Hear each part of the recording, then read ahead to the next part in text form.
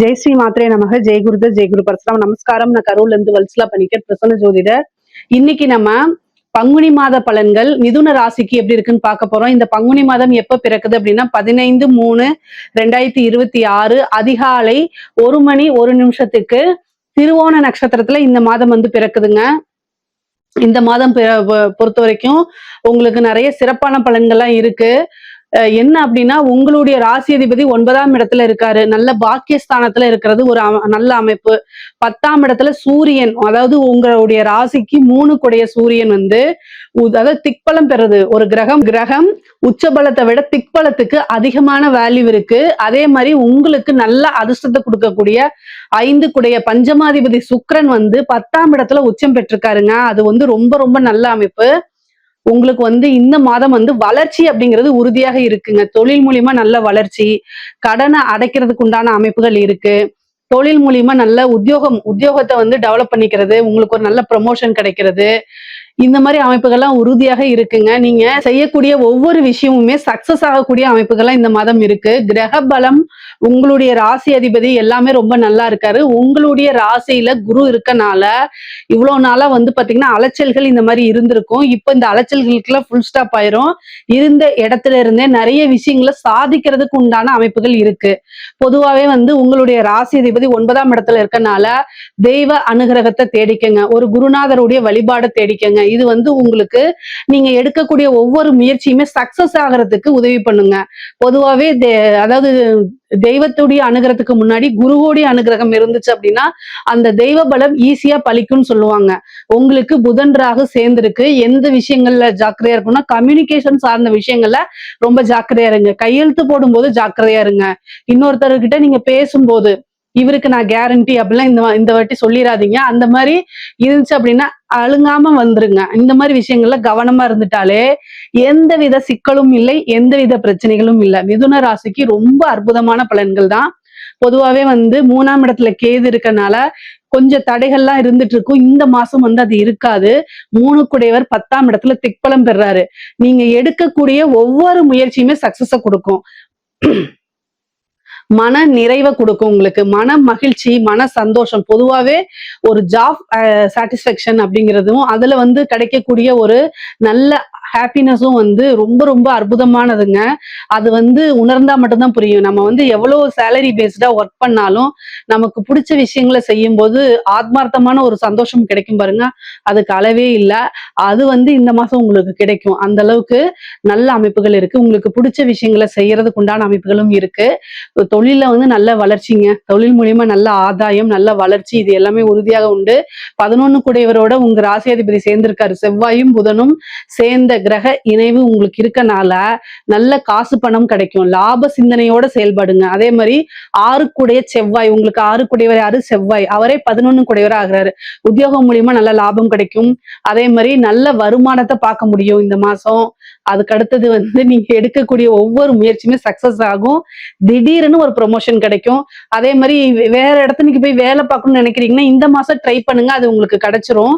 பொதுவாவே பாத்தீங்கன்னா 9ஆம் இடம்ங்கிறதுனால நீண்ட தூர பிரயாணம், தொழிலுக்காகவோ அல்லது உத்தியோகத்துக்காகவோ படிப்புக்காக வெளியூர் வெளிநாடுகளுக்கு செல்லக்கூடிய அமைப்புகள் இருக்கு. நான் ஐடி கம்பெனில வேலை பார்க்கறேன், போய் ஃபாரின்ல வேலை பார்க்கணும்னு நீங்க நினைக்கிறீங்கன்னா இந்த மாசம் பண்ணுங்க. யாரும் இப்ப பண்ண மாட்டீங்க, வார் வந்துட்டு இருக்கு, அதனால பண்ண மாட்டீங்க. மோஸ்ட்லி நீங்க ட்ரை பண்ணுங்க, கிடைக்கும். சேஃபஸ்ட் அப்படிங்கிற பிளேஸ் உங்களுக்கு எதுன்னு தோணுதோ அந்த இடத்துல பண்ணுங்க. நீங்க பொதுவாவே பாத்தீங்கன்னா இந்த புதன் 9ஆம் இடத்துல இருக்கனால மறுபடியும் சொல்றேன், பொதுவாவே ஒரு குருநாதர் கிட்ட ஆசீர்வாதம் வாங்குங்க. சித்தர்கள் ஜீவ சமாதி வழிபாடு பண்ணுங்க. இது ரொம்ப சிறப்பான பலன்கள். முக்கியமா பாத்தீங்கன்னா சனியும் சூரியனும் சேர்ந்திருக்கு. குலதெய்வ வழிபாடு பண்ணுங்க. இந்த சூரியன் சனி யாருக்கெல்லாம் இருக்கோ அல்லது கோச்சாரத்துல எப்ப சேருதோ அப்பெல்லாம் குலதெய்வ வழிபாடு பண்ணீங்கன்னா ரொம்ப ரொம்ப சிறப்பா இருக்குங்க. இது என்னன்னா இந்த ஒரு மாசத்துக்கு தான் இருக்கு. இந்த பங்குனி மாசம் ஃபுல்லாவே மீன ராசியில சூரியன் இருப்பாரு. அதே மாதிரி சனி 2 வருஷத்துக்கு அங்கதான் இருக்க போறாரு.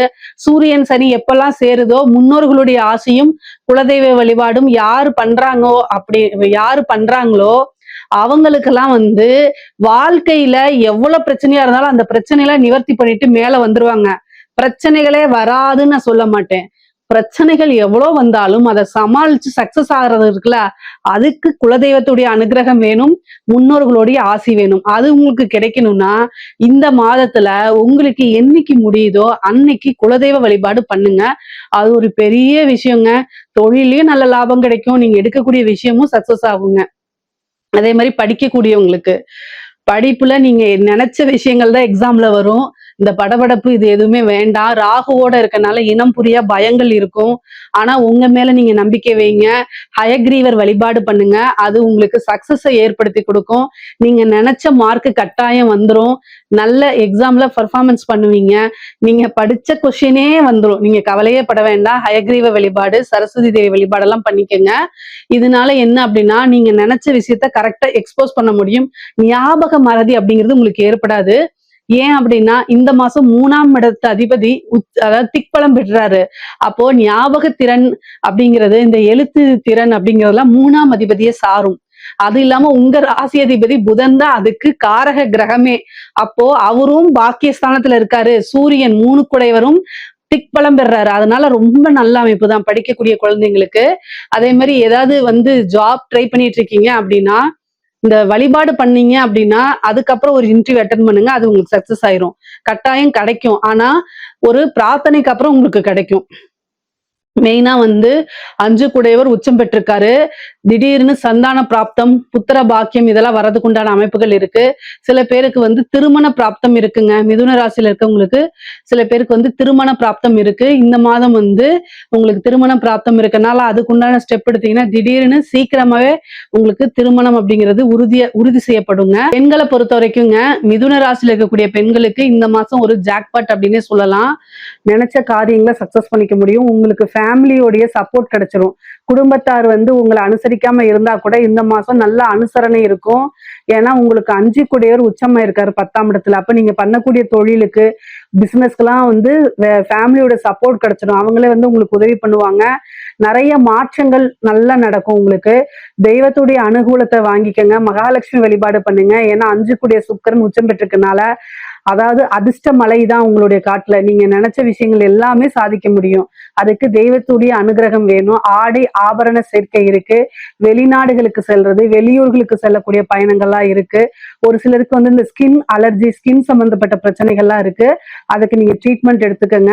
அதே மாதிரி பொதுவா மிதுன ராசிக்கு ஹெல்த் ரீதியா கொஞ்சம் பிரச்சனைகள் இருக்கு. 6 குடையவரும் ராகுவோட சேர்ந்திருக்கனால இந்த நரம்பு சம்பந்தப்பட்ட பிரச்சனை, மைக்ரேன் தலைவலி இந்த மாதிரி விஷயங்கள்லாம் வராம பாத்துக்கங்க.